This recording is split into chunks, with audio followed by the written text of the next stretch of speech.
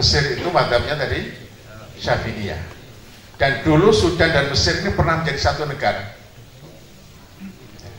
Pernah menjadi satu negara persatuan. Ya. Dulu Sudan, Mesir, dan Syria. Nah, jadi mungkin pengaruh Mesir sangat besar. Banyak ulama-ulama Sudan yang dulu adalah alumni dari Mesir, Al-Azhar. Sehingga kemudian masyarakat Sudan banyak yang melakukan sholat ketika setelah takbiratul ihram sebagaimana dilakukan oleh orang-orang bermadzhab Syafi'i di Mesir. Nah, ini bedanya. Dan itu tidak ada masalah. Ya. Tidak ada masalah sedekap atau tidak sedekap dalam madzhab Imam Malik, kedua-duanya boleh. Ya, kita ini yang di Indonesia kadang ribut. Meletakkan tangan waktu sedekap itu di dada ataukah di perut ataukah di bawah pusat. Ini ribut. Ya, dan ribut yang mengatakan ini yang benar di sini, itu enggak benar ini, macam-macam. Jadi di sana tidak ada masalah dengan itu. Ada lagi satu yang mungkin berbeda dengan kita. Saya sholat Jumat di Tunis, kebetulan tidak sempat ke Masjid Zaituna. Jadi masjid yang paling tua di Tunis itu sebenarnya Masjid Marrakesh, di kota Marrakesh. Setelah Marrakesh baru di ibu kota Tunis namanya Masjid Zaituna. Ya, tidak sempat Jumatan di situ. Ya. Nah, saya Jumatan di suatu masjid yang ada di pusat kota. Begitu saya masuk masjid, saya lihat sudah ada yang pidato. Saya pikir ini sudah mulai khutbah ini. Maka saya duduk, saya lihat loh kok khotibnya duduk ya, kok nggak berdiri. Setelah itu dalam waktu kurang lebih beberapa menit dia berhenti salam. Saya pikir wah ini sudah khutbah ketinggalan dapat akhirnya saja saya. Tapi ternyata tidak. Setelah tadi itu ceramah tadi itu, khutbah tadi itu, ternyata muadzin berdiri dan adzan. Satu kali adzan, saya pikir ini apakah seperti di Indonesia, model NU atau Muhammadiyah kira-kira. Setelah adzan ini langsung khotib naik mimbar atau kita sholat sunnah dulu. Ternyata tidak kedua-duanya. Setelah adzan satu kali ini, berdiri muadzin baru lagi adzan lagi yang sama. Oh, jadi adzannya dua kali cuma tidak diselani oleh sholat sunnah. Saya pikir begitu. Setelah ini baru khatib akan naik mimbar. Ternyata belum juga. Lah, berdiri muadzin ketiga, adzan lagi. Jadi 3 kali adzan berturut-turut baru khatib naik mimbar, khutbah tidak terlalu lama, duduk, kemudian khutbah kedua selesai, setelah itu iqamah dan sholat. Ya, jadi itu adzannya 3 kali. Sebelum adzan didahului dengan pengajian atau ceramah oleh khatib yang sama, tapi dia dengan duduk. Ya.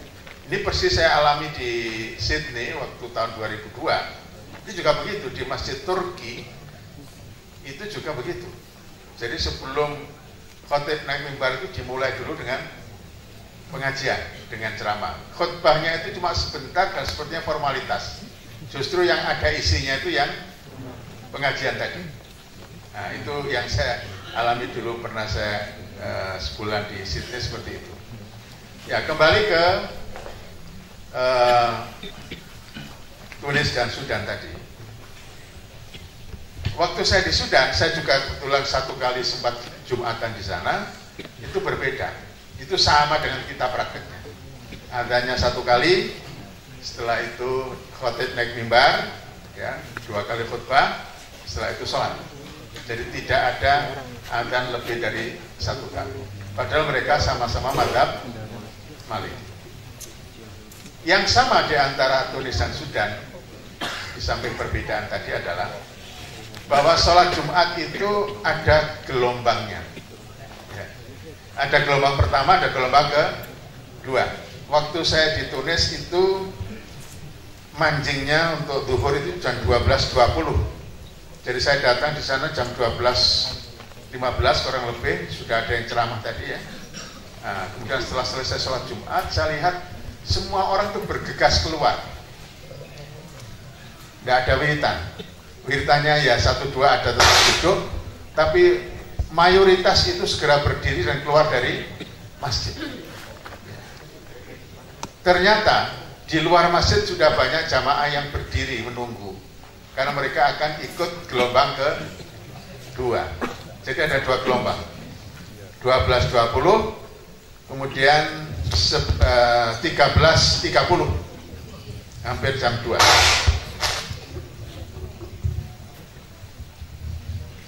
Ya, jadi ada 2 gelombang, jam 12.20, kemudian jam 13.30. Itu baik di Tunis maupun di Sudan seperti itu. Tadi Pak Kiai Muzamil cerita saya, waktu buka pondok pertama kali di Jogja, itu beliau mengumandangkan azan di pondoknya itu jam 1:30 siang. Terus diprotes oleh masyarakat, ini aliran apa ini? Semua jam 12 azan, kok ini jam 1:30. Nah, kalau Kiai Muzamil ini pertimbangannya karena santri-santrinya itu baru masuk pondok itu jam 1:30, ya, karena semuanya sekolah di luar pondok. Jadi masuk ke pondok 1:30 baru azan zuhur, kemudian sholat berjamaah. Ya, itu bukan ada 2 gelombang, tidak. Ya. Tapi kalau di Sudan dan di Tunis ini benar-benar 2 gelombang karena menyesuaikan barangkali kesempatan dari para jamaah.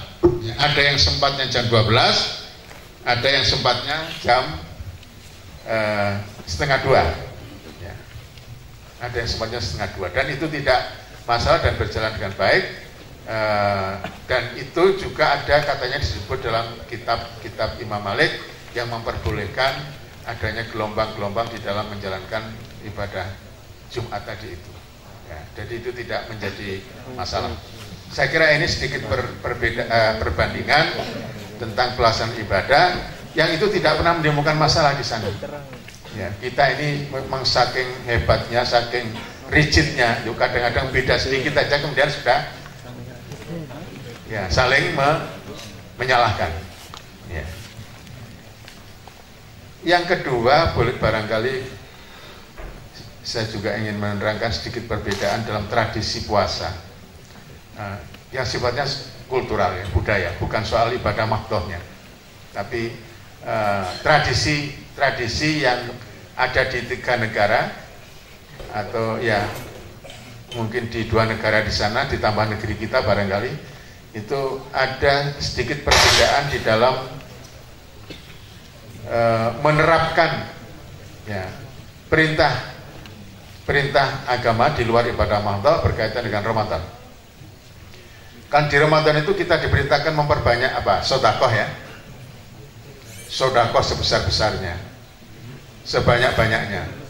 Sampai digambarkan Rasulullah itu kalau Ramadan itu sedekahnya itu seperti angin, ya, tidak berhenti sampai habis, ya, malam itu tidak tersisa apapun, ya, itu semua disedekahkan. Nah, juga di bulan Ramadan ini kita perintahkan untuk banyak berusaha memberi makan kepada orang-orang yang berpuasa atau orang-orang miskin. Nah, ini pelaksanaannya di setiap negara ternyata bermacam-macam. Ya, kalau di Tunis saya tidak mengalami, karena saya meninggalkan Tunis itu masih 5 hari sebelum Ramadan. Ya. Tapi saya di Mesir itu sehari sebelum Ramadan itu saya masih di Mesir, sehingga sudah melihat persiapan-persiapan masyarakat sana untuk menyambut Ramadan. Waktu saya pada tanggal 17 itu di Kairo, itu sedang dalam kegiatan di dalam kota, itu saya melihat banyak di tempat-tempat kosong, terutama termasuk di alun-alun, itu orang membangun kios-kios. Banyak membangun kios-kios, jumlahnya ratusan kios-kios kecil. Dalam pikiran saya, oh ini seperti di Indonesia, ini kira-kira Soekarno-Hatta. Kalau di Malang itu Jalan Soekarno-Hatta, itu kalau sudah Ramadan gini penuh dengan orang apa? Jualan. takjilan itu. Saya pikir begitu. Tapi kemudian ternyata yang menemani saya menjelaskan ini adalah kios-kios yang dibangun nanti untuk menyiapkan takjil dan bahkan juga berbuka puasa secara gratis. Ya. Jadi nanti kalau sudah sore hari yang namanya alun-alun itu penuh dengan orang untuk berbuka secara gratis. Siapa yang menyediakan makanan? Ya, biasanya adalah orang-orang kaya. Orang-orang kaya ngirim makanan ke situ atau perusahaan-perusahaan sambil sedikit promosi mengirimkan makanan dan semua orang bisa ambil makanan di situ. Bukan hanya takjilan aja, juga makan besarnya, berbukanya. Nah, itu kalau di Mesir. Jadi yang berperan di sini orang-orang yang kaya. Kalau di Indonesia gimana tradisinya? Biasanya kirim takjilan ke masjid atau mungkin ada tradisi weweh. Ya, weweh kalau di sini, kalau di Malang itu istilahnya ater-ater ya, kepada tetangga-tetangga. Tapi itu biasanya terbatas pada 10 hari terakhir, khususnya malam-malam ganjil. Nah, itu di Indonesia. Mungkin tradisi yang belum terlalu lama itu ada buka puasa bersama. Ya, ini biasanya semua orang kantor pemerintah, ya, pejabat-pejabat mengadakan buka puasa bersama. Tidak tahu uang sendiri atau uang kantor, tidak tahu itu. Ya, jadi itu di Indonesia. Kalau di Sudan itu lain. Saya mengalami 4 hari di sana dan 2 hari saya keluar sore hari. Karena yang 2 hari itu dijamu oleh teman-teman di sana di rumahnya. Yang 2 hari saya keluar. Ternyata kalau sudah sore hari setengah jam sebelum berbuka, itu orang-orang Sudan itu sudah pada mengeluarkan meja-meja di depan rumahnya dan menaruh makanan. Ya, semua orang. Jadi kalau satu desa ini dari ujung timur sampai ujung barat, itu semua orang mengeluarkan makanan di depan rumah. Ya, kiri kanan. Ya, semua mengeluarkan rumah. Tidak peduli dia orang kaya atau orang miskin, semua mengeluarkan makanan. Nanti kalau sudah maghrib datang, siapa saja boleh makan di situ, sehingga biasanya saling tukar. Yang ini cari ke sana, yang sana cari ke sini. Dan siapa saja yang lewat di situ, apakah jalan kaki atau membawa kendaraan, kalau sudah adzan itu pasti harus berhenti di situ dan makan. Kalau enggak mesti dicegat, jadi nggak bisa lewat. Ya. Kebetulan saya diantar oleh mahasiswa itu bawa kendaraan, pas maghrib ya terpaksa harus berhenti dan bergabung dengan masyarakat di situ untuk ikut berbuka puasa di pinggir jalan. Ya, itu tradisi yang ada di Sudan. Semua orang berpartisipasi, tidak peduli kaya atau miskin. Nah, jadi praktek-praktek seperti ini kan sifatnya budaya, kan tidak harus diatur harus begini harus begitu.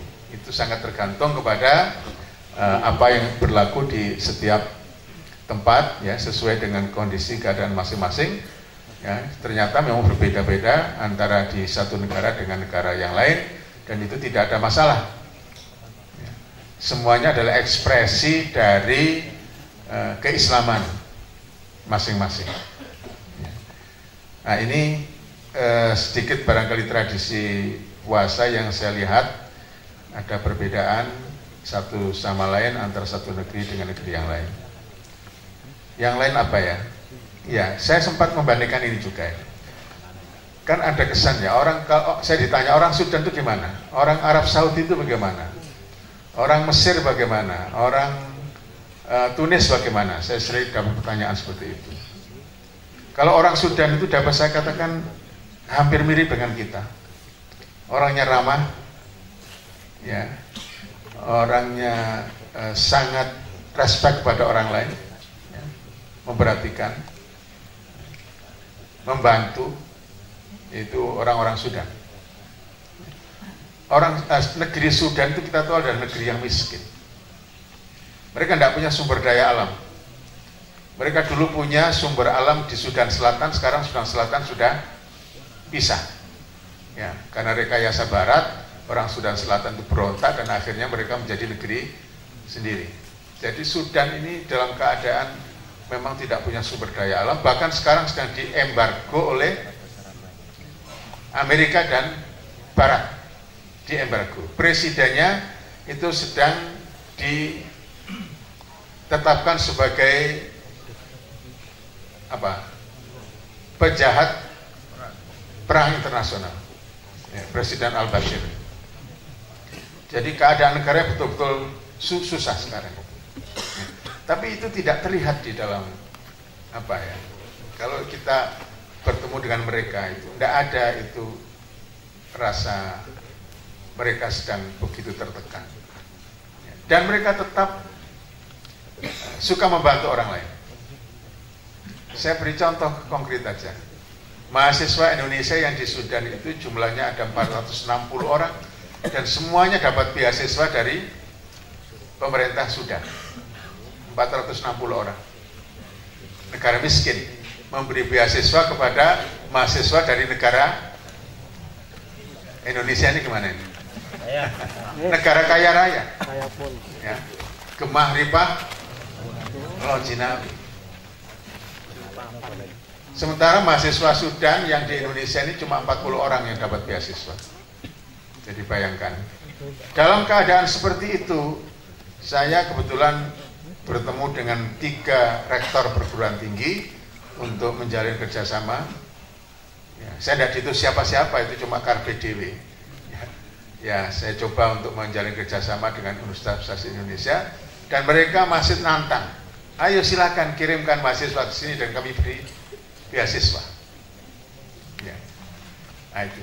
Sementara Sudan ngirim dosen juga ke Indonesia. Itu ada di Malang aja 8 orang dosen. Sudah 8 tahun.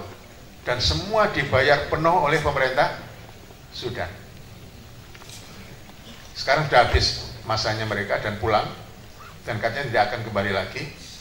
Karena pemerintah Sudan agak berat sekarang bayar. Dan minta Indonesia lah ganti setahun 2 tahun bayar. Tapi katanya pemerintah Indonesia nggak punya uang. Ya akhirnya pulang semua mereka.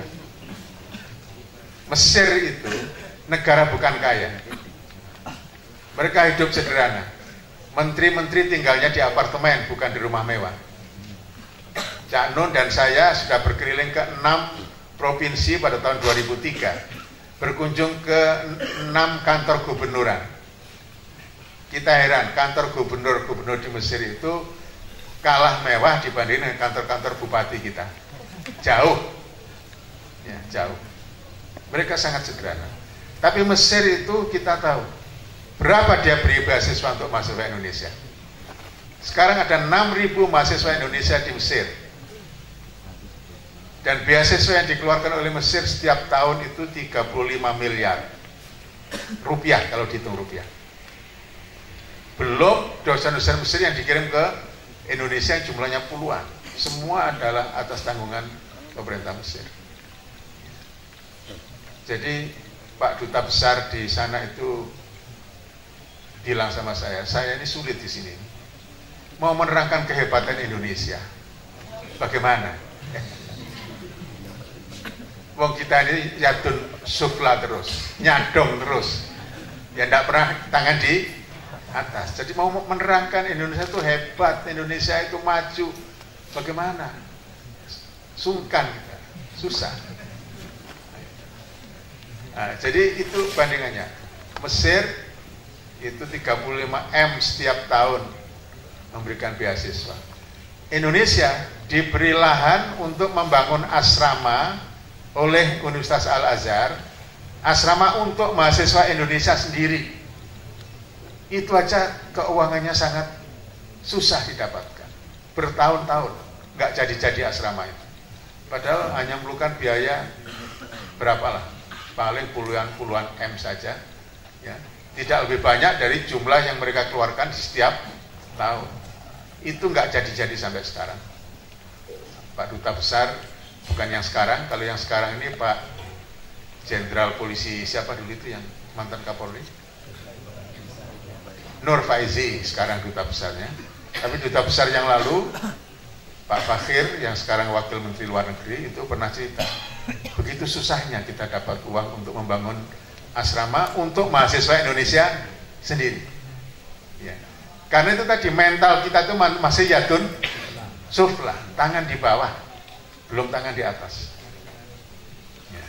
Nah ini menyangkut harga diri sebenarnya bangsa kita ya, di luar. Ini yang juga harus menjadi perhatian. Ya. Ini sedikit perbandingan. Jadi keadaan ekonomi Mesir sekarang sedang kacau, ya kita tahu. Ya. Tunis juga terakhir itu banyak sekali dikacaukan oleh teror-teror yang tidak jelas siapa mereka. Kita tahu bahwa Tunis itu penduduknya 11 juta.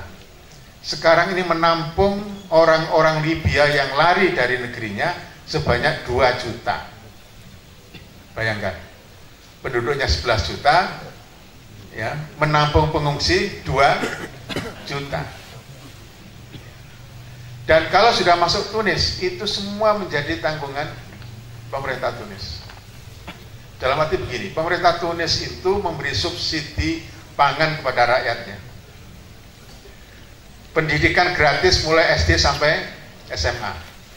Itu di Tunis. Anggaran pendidikannya itu 65%. Kalau di sini 40 katanya. Tapi 40 ini kemana larinya juga tidak tahu. Ya. Ya, jadi itu konkret kalau di Tunis itu. SD sampai SMA gratis. Perguruan tinggi bagaimana? Murah sekali. S1 ini data konkret, ini bukan ngarang. S1 itu SPP-nya setahun kalau dirupiahkan hanya 300.000 rupiah setahun. Ya. S2, S3 itu setahun SPP-nya hanya 750.000 rupiah.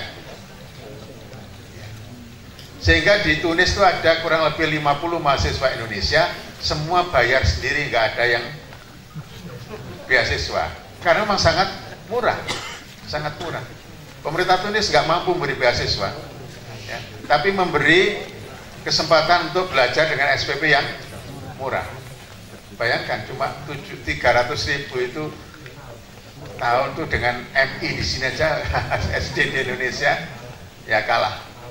Ya. Jadi itu nyata itu. Saya ketemu dengan mahasiswa di sana, itu yang mereka yang jelaskan. Terus biaya hidup gimana untuk di sini? Biaya hidup tinggi di Tunis. Ya. Tapi untuk mahasiswa itu dapat subsidi pemerintah. Jadi ada yang namanya mat'am jami'i, ada kafetaria universitas. Itu makanannya disubsidi oleh pemerintah. Mahasiswa yang makan di situ, itu makanan pokok sudah dijamin oleh pemerintah, disubsidi, kecuali yang mau nambah-nambah. Ya. Sehingga menurut mahasiswa Indonesia, dengan uang 1 dinar, 1 dinar itu kalau dikurs dengan rupiah 6.500 rupiah, itu sudah cukup untuk makan 1 hari. 6.500 rupiah cukup untuk makan 1 hari. Sehingga mereka bilang, dibanding kuliah di Malang masih murah kuliah di Tunis. Apalagi dibanding Bandung atau Jakarta, jauh lebih murah.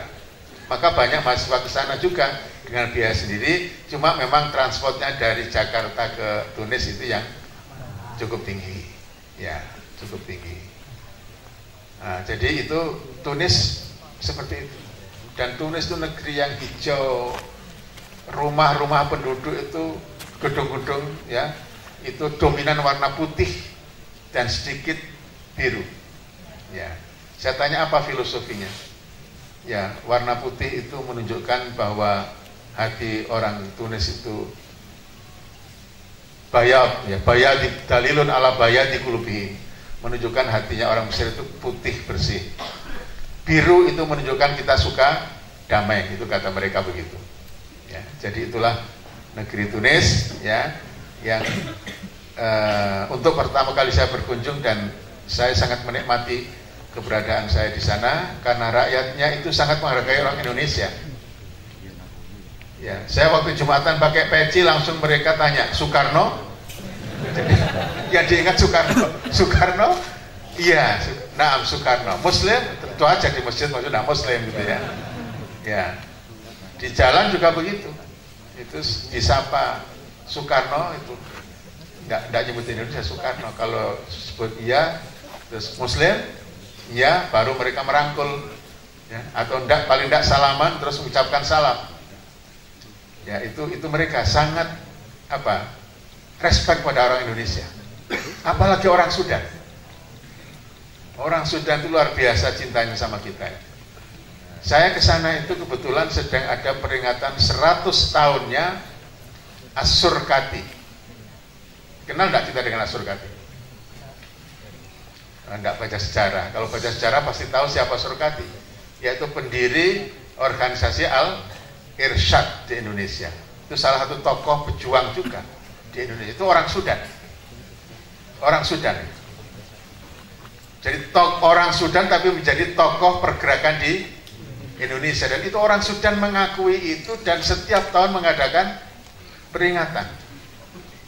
Kita tidak tahu. Padahal dia perannya besar dalam membangun pendidikan juga di Indonesia. Saya hadir pada waktu itu. Yang diundang dari Indonesia itu ke pimpinan Al-Irsyad di Indonesia.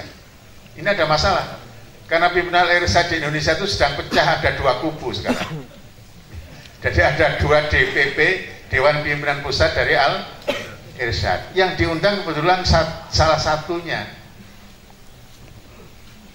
Yang satu ini kebetulan oleh duta besar di Jakarta justru tidak diakui, tapi yang diakui adalah pihak yang lain. Sehingga 3 orang delegasi ini waktu ke Sudan itu tanpa membawa visa. Waktu sampai di Khartoum baru jadi masalah di situ. Ya. Jadi masalah, tapi akhirnya dengan diplomasi bisa diselesaikan, mereka bisa masuk.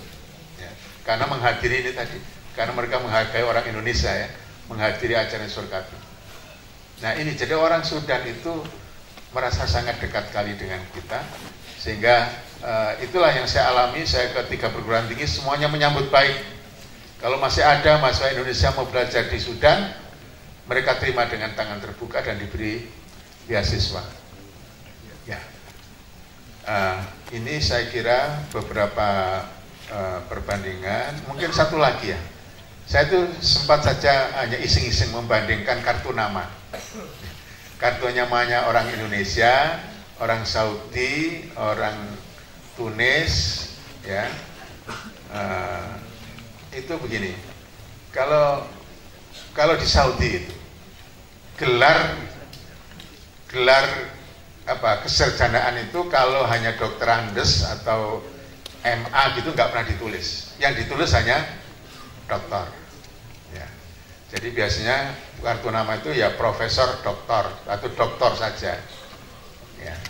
Itu kalau di Saudi Arabia. Ya. Kalau di Tunis, saya menerima beberapa kartu nama tanpa gelar. Rektor Universitas Manuba yang saya kunjungi, saya diberi kartu nama, namanya Syukri, ya, ya Syukri, saya lupa Syukri siapa, tanpa gelar. Beberapa juga begitu. Oh, jadi orang Tunis itu tidak suka menampilkan gelar-gelar dalam kartu namanya. Kalau orang Saudi itu pasti, ya, kalau dia dokter mesti disebutkan dokternya, apalagi profesor mesti disebutkan profesornya. Tapi yang MA gitu tidak masuk. Ya, magister apalagi yang BA gitu tidak masuk. Ya. Kalau orang Indonesia coba lihat, ya. Dr. Andes, Haji, ini, MPD, PhD. Loh, sudah PhD itu Dr. Andesnya masih dicantumkan juga.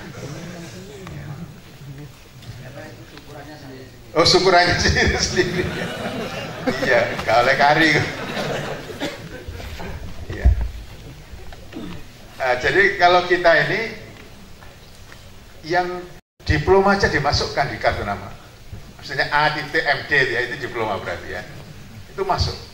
Bahkan kalau sudah doktor itu pun yang tadi sarjana muda masih dicantumkan. Sehingga saya pernah menerima kartu nama itu satu baris itu penuh nama itu dengan bermacam-macam gelarnya. Ada yang 2-3 gelar, ada SH, SE, MPD, SPD, wah macam-macam. Nah, saya tidak tahu ini menunjukkan apa. Ya, menunjukkan apa? Jadi barangkali ini juga menunjukkan apakah itu menunjukkan orang Indonesia ini sombong? Belum tentu juga. Menunjukkan gelar-gelar. Ya. Ini barangkali perlu ada penelitian. Ya. Itu menunjukkan apa sebenarnya? Ya. Karena dulu ada kasus tokoh Masyumi 2 orang. Yang satu Mr. Muhammad Rum dan yang satu Mr. Kasman Singo Dimejo. Itu rumahnya jejer. Yang di Pak Rum itu papan nama di depan rumah hanya Rum gitu saja. Rum gitu saja. Sementara yang Pak Kasman ini Profesor Dr. Kasman Singo Mr. Kasman Singo Dimejo, lengkap gelarnya. Terus ada orang yang kemudian membandingkan, ini orang yang sederhana ini Pak Rum atau Pak Kasman? Ya. Yang sederhana, ya Pak Rum yang sederhana, dia tidak mencantumkan apa? Gelar, ini orang sederhana betul. Yang sederhana enggak, yang sederhana itu Pak Kasman itu, karena apa adanya. Kemudian profesor ya dicantumkan profesor, dokter ya dokter, mister ya cantumkan semua, itu berarti orang sederhana apa adanya. Pak Rum ini elit ini, menyembunyikan apanya? Gelar. Nah ini monggo dibahas ya. Yang tidak boleh adalah kalau tujuan dari semuanya itu kita untuk membangga-banggakan diri, untuk kesombongan. Nah itu kembali kepada niat tadi ya Pak Muzamil. Jadi yang tampak itu belum tentu menunjukkan sesuatu, tapi kalau orang Indonesia dengan gelar-gelar tadi itu saya kira rotok menyek ngono ae. Kira-kira begitu ya.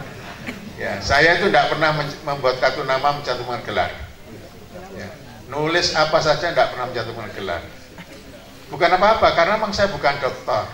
Masa dicantumkan dokteran itu dicantum no gitu ya. Ya, jadi tidak pernah. Apalagi ini ada kemarin yang menulis, kalau orang Indonesia itu undangan manten saja, itu profesor dokternya itu masuk. Kecuali kalau undangan wisuda gitu karuan lah ya.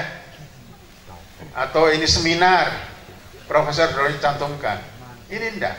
Mantu bikin undangan manten, gelar-gelarnya itu dicantumkan. Ya.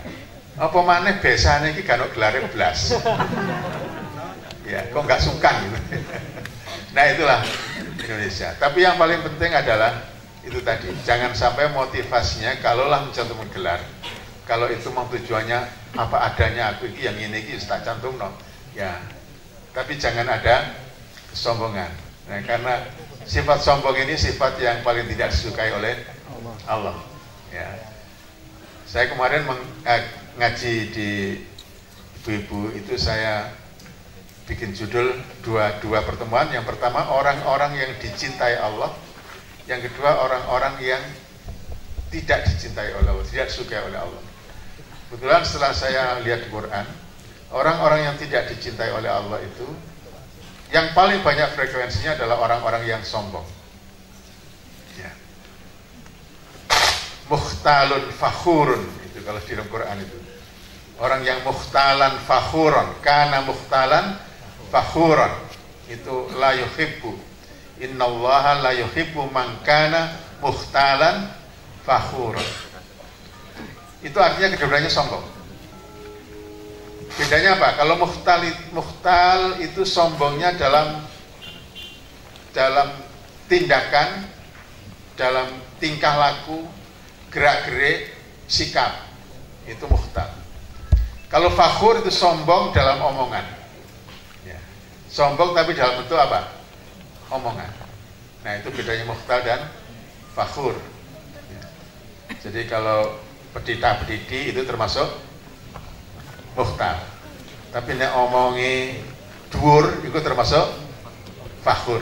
Nah kira-kira begitu. Itu kedua-duanya disebutkan dalam Al-Quran sebagai orang yang la yuhibbu, tidak disukai oleh Allah. Nah kemudian ada istilah mutakabbir. Ya, mutakabbir ya mencakup mukhtalan fakhuran. Saya buka di Quran mutakabbir itu gimana ayatnya. Ada disebutkan 3 kali mutakabbir itu, tapi redaksi ayatnya sama di 3 ayat itu.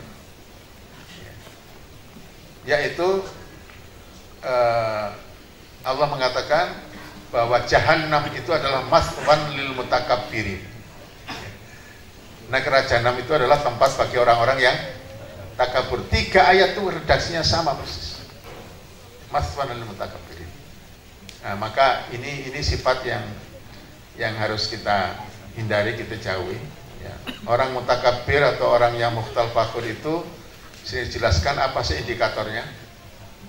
Pertama, orang yang selalu merasa paling benar, paling baik, paling hebat.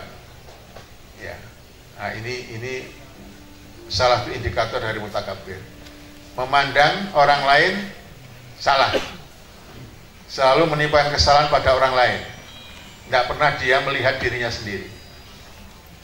Yang 3, orang mutakabbir, orang yang mukhtal fakhur itu orang yang tidak pernah mau berterima kasih pada orang lain, tidak menghargai jasa orang lain. Nah, ini mukhtal fakhur, mutakabbir. Kalau orang tidak bisa berterima kasih kepada sesama manusia, itu berarti dia tidak juga pandai bersyukur kepada Allah. Man la yashkurin nas la yashkurillah.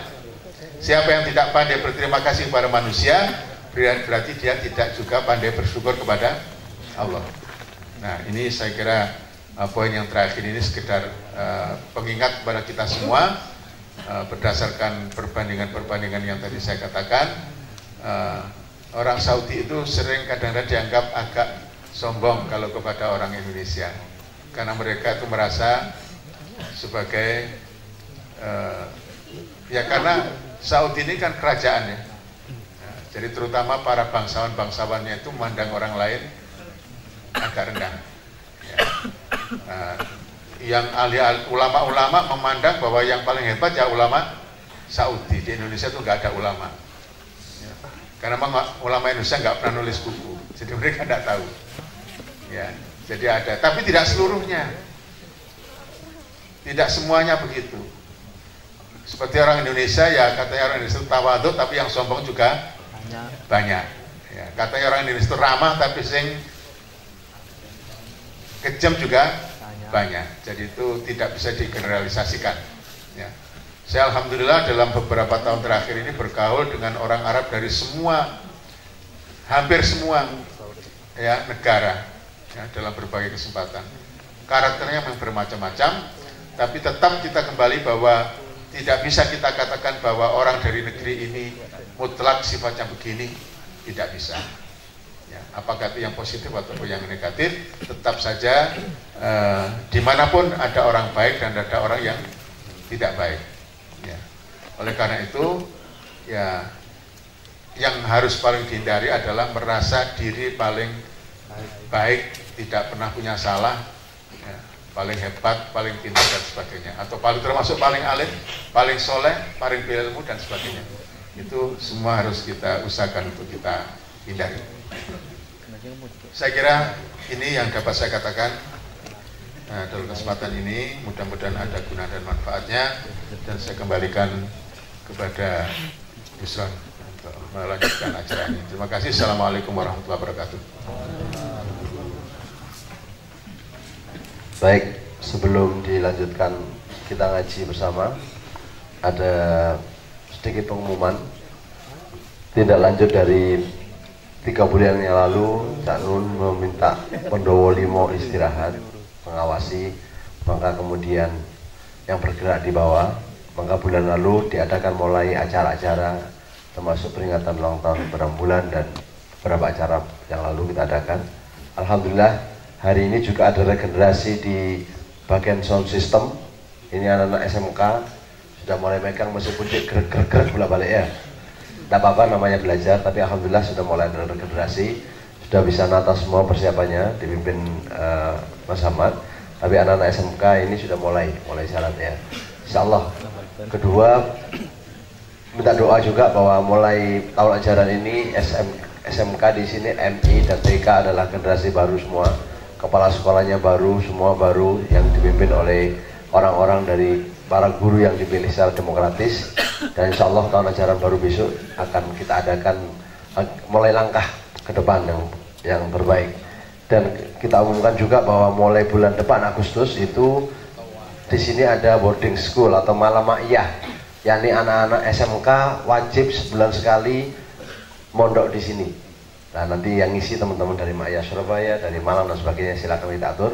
Jadi ada 300 anak akan menginap di sini setiap malam minggu ya, sebulan sekali untuk anak SMK, untuk MI juga sebulan sekali. Jadi insya Allah kita akan ada pondok ini akan hidup karena setiap malam minggu sampai hari minggunya akan penuh untuk anak-anak yang ikut belajar boarding school di sini dan Ma'iyah di malam harinya.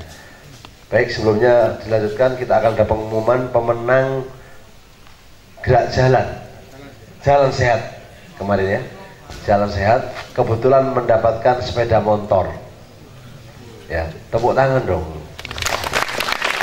Saya minta pemenangnya ke depan untuk menerima.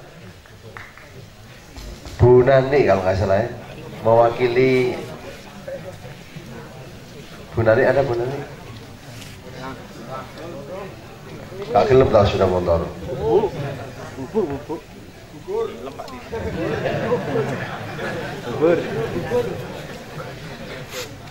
Ada Bu Nani? Oh, ada ya. Tak kira gugur. Kemarin alhamdulillah di acara kita bareng bulan lalu mulai pagi sampai malam banyak acara, termasuk jalan sehat, kemudian penampilan dari teman-teman semua, dan sekarang akan ada penyerahan dari Cak Nun sepeda motor, hadiah pemenang pertama ya. Kuncinya saja ya. Enggak, maksudnya sudah motornya nggak usah dibawa ke sini ya, kuncinya ya. Tapi sebelumnya Cak Nun mungkin memberikan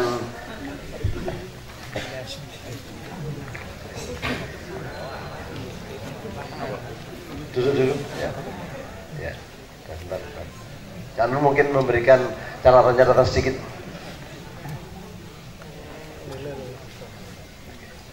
Baik, kalau gitu silakan berdiri untuk menerima dari Cak Nun.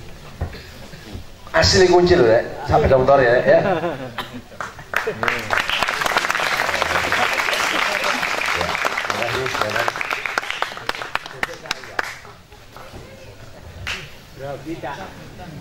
Alhamdulillah, jadi sudah saya di depan jamaah bahwa sepeda motor sudah diserahkan kepada para yang berhak. Hadiah yang lain sudah diambil langsung kemarin ya. Saya kira begitu. Terima kasih. Lanjut di sini dulu Pak. Cak Nun langsung akan memberikan. Ya. Selamat dan sehat. Ya, monggo di PT.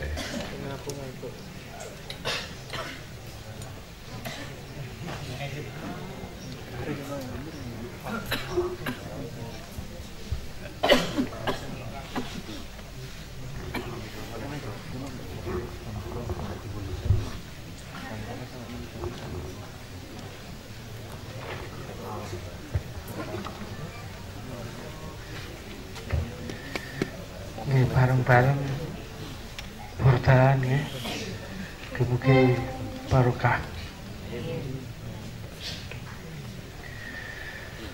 Maulaya salli wa sallim daiman abadan ala habibika khairil khalqi kullihim. Bareng-bareng monggo. Maulaya salli wa sallim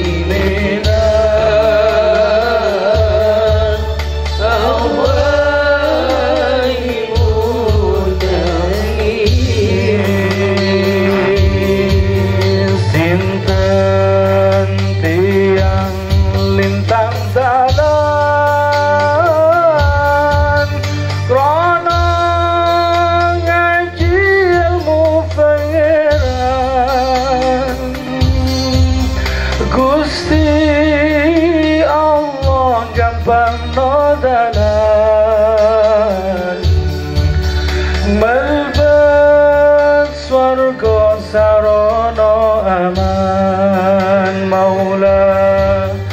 Maula ya salli wa sallim daiman abadan ala habibika khairil khalqi kullihim huwal habib huwal habibul ladzi turja syafa'atuhu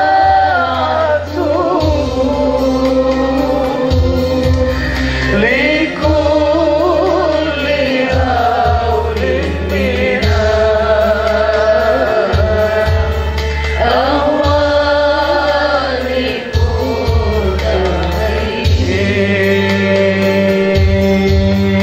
Allah kula nyuwun ngapura sekadai dosa kaula lan dosane tiyang sebakula ugi umat Islam sedaya Maulaya salli wa sallim daiman abadan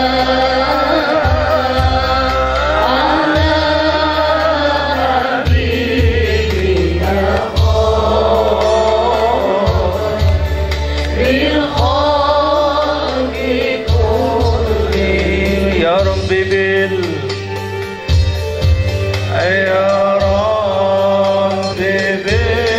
Mustafa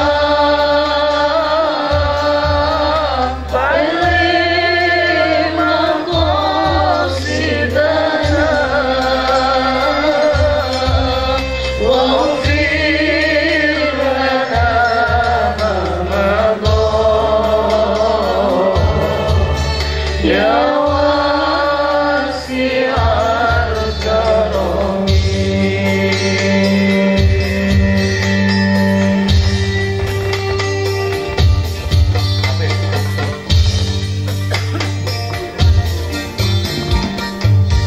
Sallu ala Nabi Muhammad.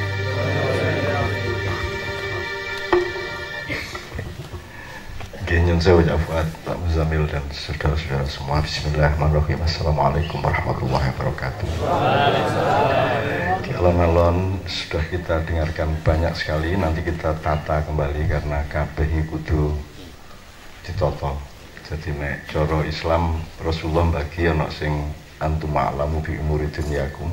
Di nek soal nandur kurma ya, soal pertanian, soal pengairan itu Rasulullah ngendika nek iku awakmu luwih roh timbangane aku, tapi nek soal salat, soal akhirat, soal cinta kepada Allah dan soal-soal yang tinggi dan mulia itu Rasulullah pasti lebih tahu dari kita. Nah, jadi soal nandur pari, main musik, selawatan nganggo keyboard segala macam itu kita lebih tahu dari Rasulullah. Jadi nek kate selawatan ojo langsung muni, tapi semayan sik karo musike. Engko awakmu muni musike gopo kabeh iki ngajak-ngajakno. Iki kaya presiden ngomong pencitraan terus nggawe iki menterine gopo kabeh. Engko gak dadi kabeh. Nah, nanti ada tahun-tahun di mana kita akan menyaksikan bahwa sangat banyak di antara semua yang diumuk-umukkan itu ternyata gagal semua. Jadi nek cara Jawa pranata mangsa, jadi bikin cuaca dulu baru bikin tanaman. Pranata mangsa, jadi dinoto musim. Jadi paling tidak memahami musim dulu, baru apa namanya, nandur apa gaya apa. Kayak wong numpak sepeda yang ngono dalane ditata sik kait numpak sepeda. Ojo kon langsung numpak sepeda gubuk kabeh Pak Lurah gawe dalan. Nah, nyun sewu iki arek-arek. Sampean langsung muni gubuk kabeh iki bote menyesuaikan munggah mudune gitu. Jadi Pranoto Mongso itu misalnya nek kate praktekno ngaji gak nganggo lagu Arab ya jari ini, terus moro-moro lagu Jawa iku dianu sik ditata sik mongsone, dijadikan wacana publik dulu, nggar titik kok kait di Istiqlal. Iki gak langsung kok sikat di Istiqlal, akhirnya menciptakan konflik dan salah paham yang luar biasa. Padahal juga tidak tuntas. Sing protes soal tajwid ya guru mesti ro tajwid, sing mengecam langgam Jawa iku ya salah, wong jenenge langgam Jawa gak ono.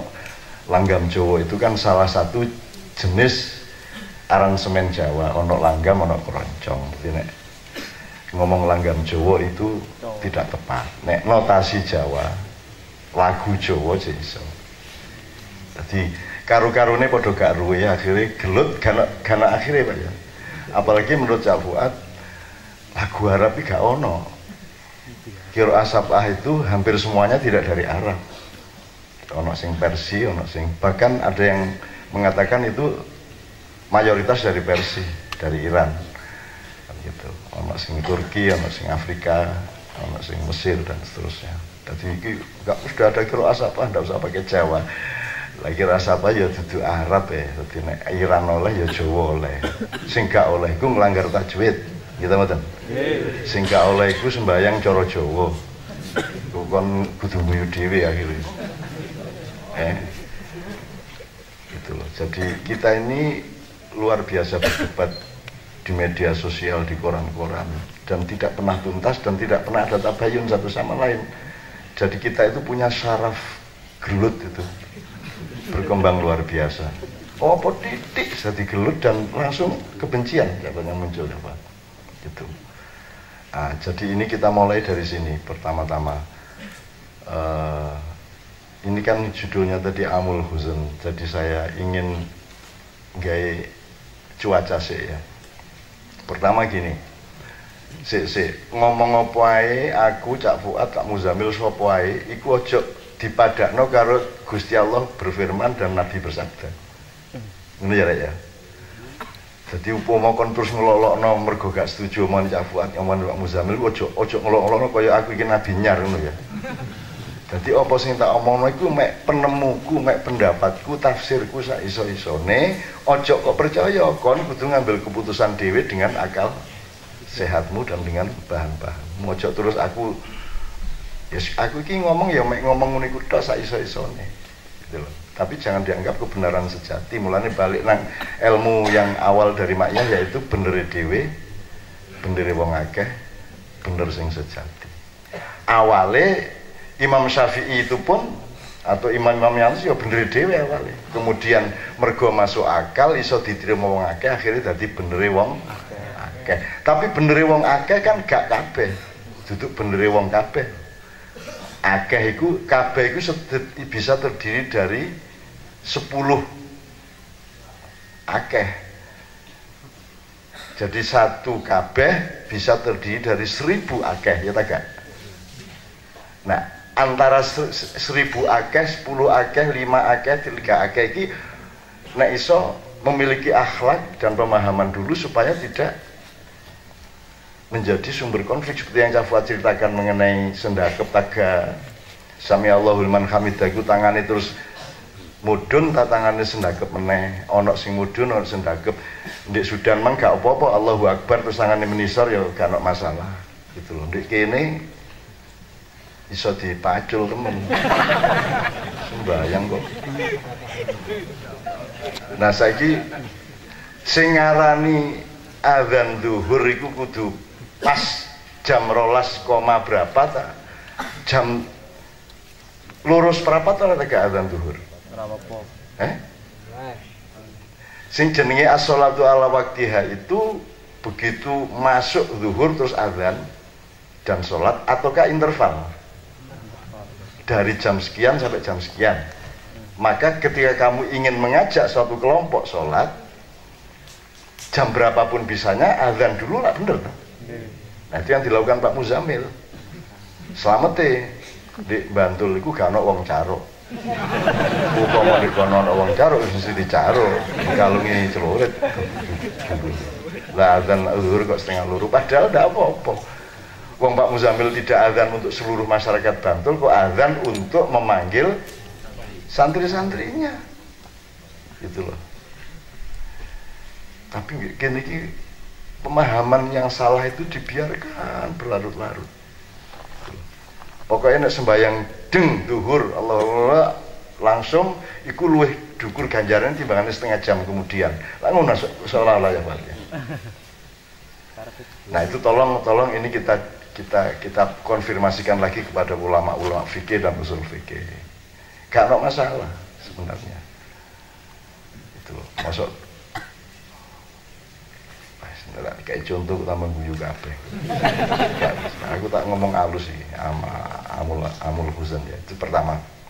Jadi tolong semua yang kamu lakukan ini bukan mazhab, bukan ajaran, bukan aliran gitu ya. Tolong ya. Aliran kita itu kalau memang harus aliran ya aliran Rasulullah SAW. Bahwa pemahaman kita terhadap fakta-fakta dan informasi menurut Rasulullah itu berbeda-beda, ya mesti aja. Wong sing gawe Pak Muzamil yang bikin taraweh 23 itu siapa? Umar bin Khattab. Bid'ah atau bukan itu? Loh nek pas ngono iku mergo wis digawe bareng-bareng jare bid'ah hasanah.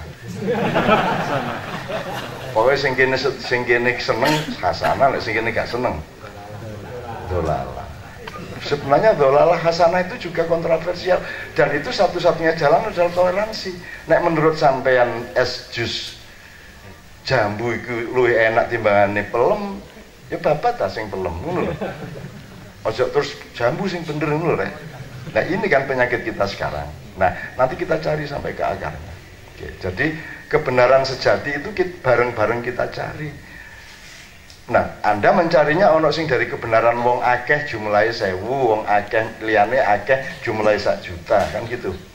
Liyane meneh ono jumlahe pira jondo, masing-masing punya hak untuk dinilai oleh Allah, kan nanti dewan juri ini sapa? Allah. Lah kok kon ngekek rapot nang kanca-kancamu dhewe. Gitu ya. Satu-satu. Jadi kita itu hidupnya itu koma, tidak pernah titik. Kita itu mencari, kita itu kan hanya manusia itu berposisi